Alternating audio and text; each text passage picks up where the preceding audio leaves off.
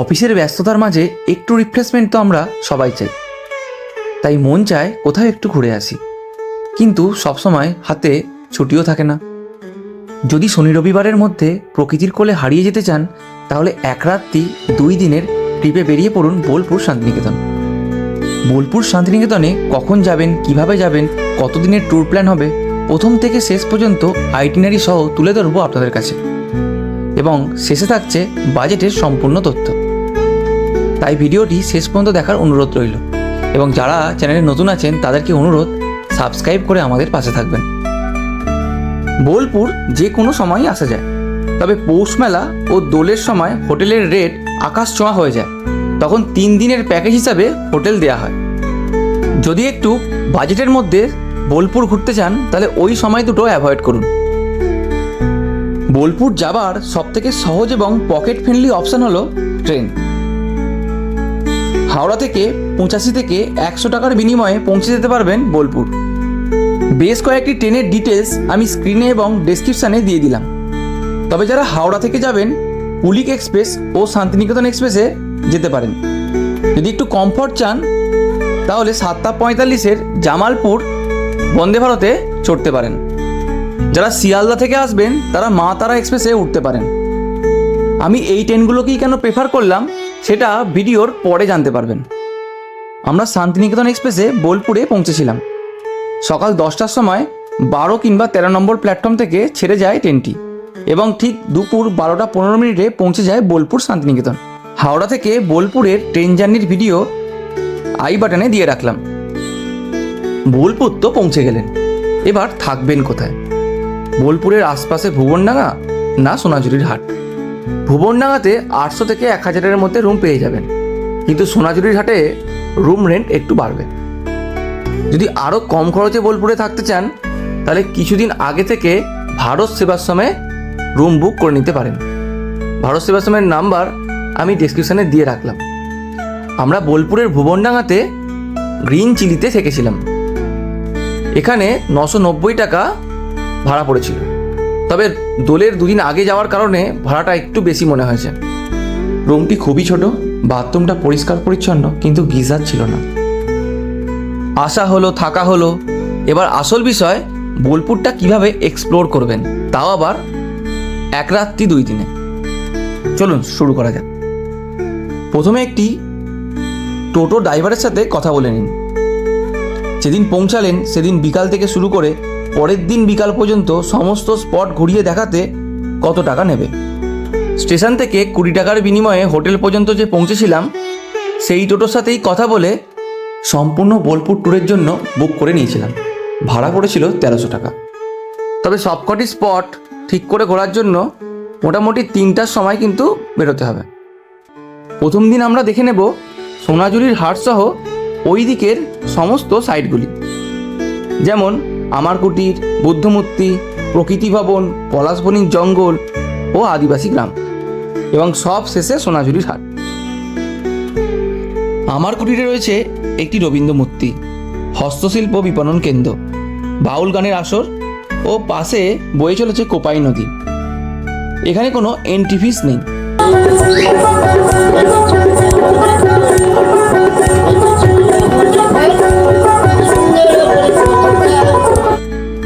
বুদ্ধমূর্তি এবং প্রকৃতি ভবন সোনাঝুরি যাবার রাস্তাতেই পড়বে। টোটো থেকে বুদ্ধমূর্তিটি দেখতে খুব একটা সময় লাগবে না। তারপরে আবার চলে আসুন প্রকৃতি ভবনে। এখানে 40 টাকা করে এন্ট্রি ফিস রয়েছে, আবার মোবাইল ফোনে ক্যামেরা করার জন্য 20 টাকা এক্সট্রা। এখানে মূলত প্রাকৃতিকভাবে গঠিত কাঠের বিভিন্ন মূর্তি রয়েছে। এবার চলে এলাম পলাশবনির জঙ্গলে। এই জায়গাটি খুব সুন্দর, ছবি ও ভিডিও তোলার জন্য একদম পারফেক্ট। মনে হবে কোনো একটা শুটিং প্লেসে চলে এসেছেন। এর পাশেই রয়েছে আদিবাসী গ্রাম। মূলত এখানে আদিবাসীদের বাড়ি, তাদের ব্যবহৃত জিনিসপত্র, গবাদি পশু, এইগুলোই দেখতে পাবেন। এবং সব শেষে সোনাঝুরির হাট। মাদলের তালে তালে নাচ ও বিভিন্ন কেনাকাটার মাধ্যমে আজকের দিনের সাইট সিনটি শেষ করুন। রাতে হোটেলে চলে আসুন খাওয়া দাওয়া যদি হোটেলে থাকে তো ভালো, না হলে বোলপুরের বিভিন্ন জায়গাতেই প্রচুর রেস্টুরেন্ট রয়েছে যেখান থেকে খেয়ে নিতে পারেন। বোলপুর শান্তিনিকেতনে আজকে আমাদের দ্বিতীয় দিন, তাই সকাল সকাল হোটেল চেক আউট করে নিলাম। আমরা যাব কঙ্কালীতলা। কঙ্কালীতলা মন্দিরে যদি পুজো দিতে চান তাহলে সকাল সকালই বেরোতে হবে, তখন একদমই ভিড় থাকে না। আমরা 8টার সময় মন্দিরে পৌঁছেছিলাম, তখন কিন্তু একদমই ভিড় ছিল না। আমাদের পুজো দেওয়ার শেষ হতেই আস্তে আস্তে ভিড় কিন্তু বেড়ে গেল।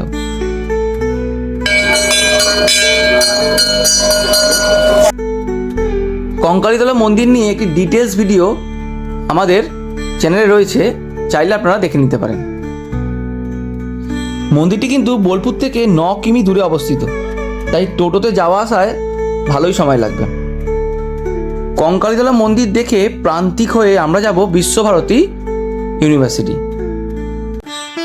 এখানে সময় নিয়ে আসতে হবে, দেখার জন্য অনেক কিছু রয়েছে, যেমন কাঁচ মন্দির, কলাভবন, নাট্যগৃহ, অমর্ত্য সেনের বাড়ি,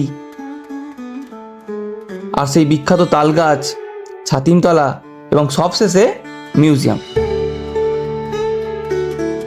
তবে মিউজিয়াম ছাড়া সবই দূর থেকে দেখতে হবে, আর টোটো ম্যাক্সিমাম সময়তেই ইউনিভার্সিটির গেটের মুখে আপনাকে নামিয়ে দেবে, বাকি সব কিছুই পায়ে হেঁটে দেখতে হতে পারে। তবে সকালে 10টার দিকে কখনো কখনো টোটোকে অ্যালাউ করা হয় ভিতরে কিছুটা যাবার জন্য। মিউজিয়ামটি দেখার জন্য 100 টাকা করে এন্ট্রি ফিস রয়েছে। এবার চলে এলাম ডিয়ার পার্কে। এখানে কোনো এন্ট্রি ফিস নেই, তবে আধার কার্ডের কোনো একটা কপি দেখিয়ে প্রবেশ করতে হয়। এখানে বেশ কিছু হরিণ রয়েছে, ছোট ছেলে মেয়েদের জন্য ভালো একটা জায়গা। এখন আমরা এসে গেছি ডিয়ার পার্ক। এখানে সারি সারি প্রচুর হরিণ রয়েছে এখানে। তো মেয়ের আবদার ছিল হরিণ দেখবো, তো সেই জায়গাটা দেখুন। এখানে খুব কাছ থেকে আপনারা হরিণগুলো দেখতে পাবেন, এবং অনেক হরিণ আছে, হরিণী এবং সিংওয়ালা যে হরিণগুলো সব থেকে সুন্দর লাগে সেগুলোও রয়েছে এখানে। আর এখানে অনেক ওয়াচ টাওয়ার আছে, আপনারা চাইলে ওয়াচ টাওয়ার গুলোতে উঠেও হরিণ দেখতে পারেন। আমরা এখানে 12টার সময় পৌঁছেছিলাম, আর ঠিক তখনই হরিণের খাবার সময় ছিল, তাই আমরা একসাথে অনেকগুলো হরিণকে দেখেছিলাম।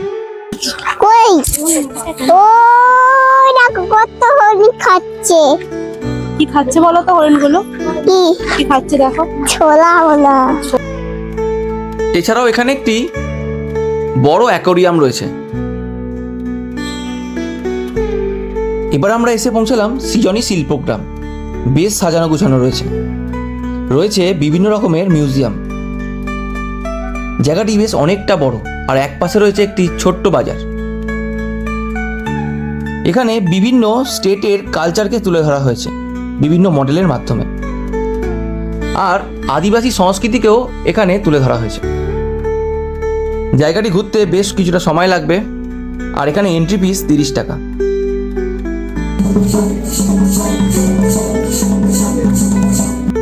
ঘড়িতে সময় এখন প্রায় 1:30। এবার আমাদের লাঞ্চ করতে হবে, কিন্তু ড্রাইভার দাদা বললেন এর পাশেই আরেকটি স্পট বাকি আছে, সুরুল রাজবাড়ি। তো ওটি দেখেই তারপর আমরা বোলপুরে গিয়ে লাঞ্চ করব। সুরুল রাজবাড়িটি বেশ পরিষ্কার পরিচ্ছন্ন এবং সাজানো গুছানো। এখানে অনেক সিনেমার শুটিংও হয়েছে। এছাড়াও প্রি ওয়েডিং ফটোশ্যুটের জন্য এটি একটি অন্যতম জায়গা। 10 টাকা করে টিকিট নিল ভেতরে প্রবেশের জন্য। সব কিছু ঘুরে ছবি টবি তুলে এবার আমরা লাঞ্চ করব। বেশ ভালো হোটেলে আমরা লাঞ্চ করেছিলাম, খাবারের মান অত্যন্ত ভালো। লাঞ্চ করে সময় দেখলাম দুপুর 2:30। আমাদের ট্রেন বিকাল 5:26, তাই হাতে বেশ কিছুটা সময় এখনো আছে। ড্রাইভার দাদাকে রিকোয়েস্ট করলাম যে আগের দিন পলাশবনির জঙ্গলটা ঠিক করে ঘোরা হয়নি, তো ওটা যদি আরেকবার ঘোরানো যায়। উনি একবারেই রাজি হয়ে গেলেন, তাই আবার চললাম পলাশবনির জঙ্গলের পথে। আমরা পলাশবনির জঙ্গলে এবং আদিবাসী গ্রামে কিছুক্ষণ ঘুরে 4টার সময় স্টেশনে এসে পৌঁছালাম। তাই কম সময়ে কম বাজেটের ওপরে এইভাবেই ঘুরে নিন বোলপুর শান্তিনিকেতন। আবার ট্রেন ধরে আপনাদের বাড়ি ফেরা, সেখানে গিয়ে পরের দিন থেকে আবার সেই একই কাজ, একই অফিস। আবার রিপ্লেসমেন্টের গল্প নিয়ে আসবো আপনাদের জন্য। আপডেট পাওয়ার জন্য অবশ্যই চ্যানেলটি সাবস্ক্রাইব করে বেল আইকনটা প্রেস করে দিন। এবার আসি মূল বিষয়, বাজেট কত হবে। যদি 2AC রিজার্ভেশন করেন তাহলে যাওয়া আসা নিয়ে 100-200 টাকা। আর যদি রিজার্ভেশন না করেন, নর্মালি আসেন, তাহলে 85 টাকা করে ভাড়া পড়বে। হোটেল যদি নর্মাল টাইমে আসেন 800 টাকাতে পেয়ে যাবেন। টোটো ভাড়া 1300 টাকা আমাদের নিয়েছিল সাইট সিন করানোর জন্য। যদি আপনারা 4 জন থাকেন তাহলে এটা ডিভাইড হয়ে যাবে। বোলপুরের খাওয়া দাওয়া খুব একটা কস্টলি না, তা আমি তাও 250 টাকা করে পার ডে পার হেড ধরলাম। তাহলে আপনাদের দুদিনে এক একজনের 500 টাকা করে খরচ হবে। আমি যদি ট্যুরটি 4 জন হিসাবে ধরি তাহলে যেটা খরচ দাঁড়াবে সেটা স্ক্রিনে দিয়ে দিলাম। যারা এতক্ষণ ভিডিওটা দেখলেন তাদের জন্য কিছু টিপস অ্যান্ড সাজেশন। প্রথমেই বলেছিলাম কেন আপনারা শান্তিনিকেতন এক্সপ্রেস বা কুলিক এক্সপ্রেসকে প্রেফার করবেন। দেখুন, বোলপুরের বেশিরভাগ হোটেলের চেকিং টাইম 12টার আশপাশে। তাই যদি আপনি সকালের কোনো ট্রেনে 8টা-9টার সময় বোলপুর আসেন, আপনাকে ওয়েট করতে হবে হোটেলে। সেই জন্যই এমন কোনো ট্রেনে আসুন যেটা আপনাকে খুব মিনিমাম সময় ওয়েট করে হোটেলে পৌঁছে যেতে পারেন। বোলপুরে যখন নামবেন প্রথমেই টোটো বুক করবেন না, পায়ে হেঁটে বাইরের দিকটায় আসুন। তাহলে 20-30 টাকার বিনিময়ে হোটেলে পৌঁছে যেতে পারবেন। আর ভিতর থেকে হোটেল নিলে 100 টাকা করে চার্জ নেবে। হোটেলে ফ্রেশ হয়ে খাওয়া দাওয়া করে 3টার মধ্যে সাইট সিন স্টার্ট করুন। কঙ্কালীতলাতে পূজা দিতে হলে সকাল 8টার আগে কঙ্কালীতলা পৌঁছাবেন, সেই অনুযায়ী প্ল্যান করে নেবেন। আর বাড়ি ফেরার ট্রেনটা বিকাল 5টার পর রাখবেন, গণদেবতা এক্সপ্রেস আর না হলে শহীদ এক্সপ্রেস। তাহলে আগের দিনে যদি কোনো সাইট সিন মিসও হয় সেটা পরের দিনে মেকআপ করতে পারবেন। যদি আর একদিন এক্সট্রা সময় থাকে বা বোলপুর খুব সকালে পৌঁছে যান, তাহলে একটু প্ল্যান করে লাভপুরের হুল্লোড়া মাতার মন্দিরটাও ঘুরে নিতে পারেন। আর তার সাথে দেখে নেবেন তারাশঙ্কর বন্দ্যোপাধ্যায়ের ভিটে বাড়ি। শান্তিনিকেতনের প্রায় প্রতিটা স্পটেই রয়েছে ওয়াশরুমের ব্যবস্থা। বোলপুর শান্তিনিকেতনের সাইট সিনগুলি আরও ভালো করে দেখার জন্য আমাদের এই ভিডিওটিতে ক্লিক করবেন। আমাদের শান্তিনিকেতন ট্যুরের আরও 4টি ভিডিও এই চ্যানেলে রয়েছে, আমি ডেসক্রিপশানে লিঙ্ক দিয়ে রাখলাম। বোলপুর শান্তিনিকেতন ট্যুরের সমস্ত ইনফরমেশান তুলে ধরার চেষ্টা করলাম। ভালো লাগলে লাইক করবেন এবং বন্ধুদের সাথে শেয়ার করবেন। আর অনুরোধ রইল, যারা চ্যানেলটি সাবস্ক্রাইব করেননি, সাবস্ক্রাইব করে আমাদের পাশে থাকবেন। আজকের গল্প এখানেই শেষ করলাম। পরের দিন দেখা হচ্ছে এক অন্য গল্প নিয়ে। ভালো থাকবেন।